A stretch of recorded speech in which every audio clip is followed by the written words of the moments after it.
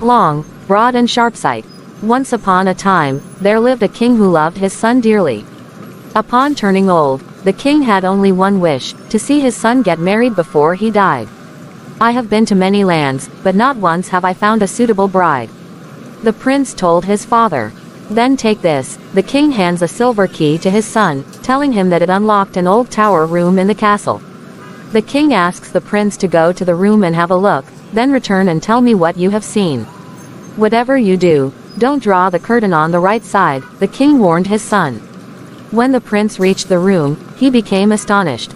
It had 12 sides, and all sides had a picture of a beautiful princess. The pictures were not only beautiful but also seemed alive. Only one picture was covered with a curtain of velvet embroidered intricately with gold and precious stones. He could not resist taking it off, and when he did, he fell in love. The prince rushed to his father and told him everything. "Alas, alas," exclaimed the aging king, "what have you done? The maiden in the 12th picture, I shall marry her and only her. I'll look for her, even if I have to go to the ends of the world to find her," the resolute prince announced. It is true that the princess in the picture is the most beautiful princess in the world. Unfortunately, a few years ago an evil wizard fell in love with the princess and carried her away to his iron castle. This castle is situated beyond the forests and the mountains.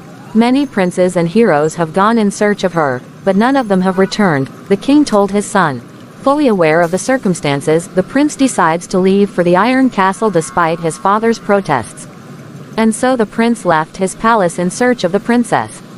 He rode, and finally came to the forest. There, he found himself to be quite lost. The prince met a few new friends, all strangely amusing. First, he met Long, who could extend his body. Next he met Broad, who could grow as big as a mountain, and lastly he met Sharpsight, who could see very well and kept his eyes bandaged.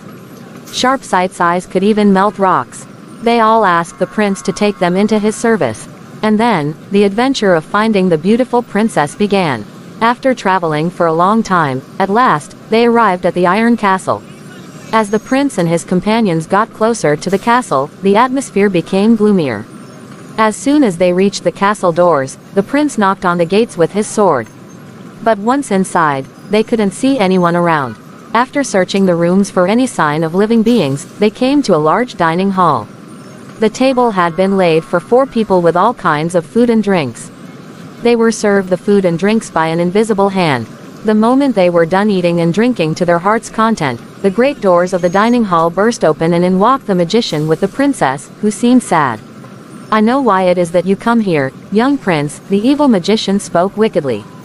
"Many have come and failed, you too shall try.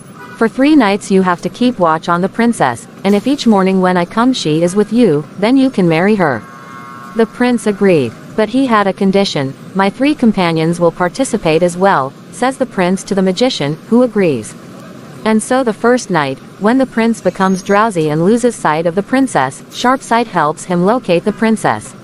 She is in the acorn, on the highest branch in the tallest oak in the forest, Sharpsight tells the prince. Long extends himself and gets the acorn to the prince. The second night, the princess again goes missing. The wicked magician plays an evil trick and turns the princess into a rock. Yet again, Sharpsight comes to their rescue and spots the princess before the magician could come. 200 miles away, in the desert, there is a rock with a golden ring in it, that's her. Again, Long extended himself, walking 20 miles with each step, and brings the princess back. When the evil magician came in the morning, finding the princess in the castle, he becomes furious. On the third and the final night, the magician turned the princess into a pearl in a seashell in sea 300 miles from the castle. Sharpsight spotted her once again. This time, the prince sent Broad along with Long. Upon reaching the sea, Broad drank up the seawater while Long went to retrieve the seashell. The magician sees the princess with the prince in the castle and becomes furious again, but holds his end of the bargain and leaves the princess in the young prince's care. The moment the evil magician sets the princess free, all the other suitors who had been turned to stone when they came in search of the princess, were too brought back to life. Soon, the prince returned to his kingdom with the most beautiful princess and married her. The king lived to see his son get married. Ever since then, the prince and princess have lived happily.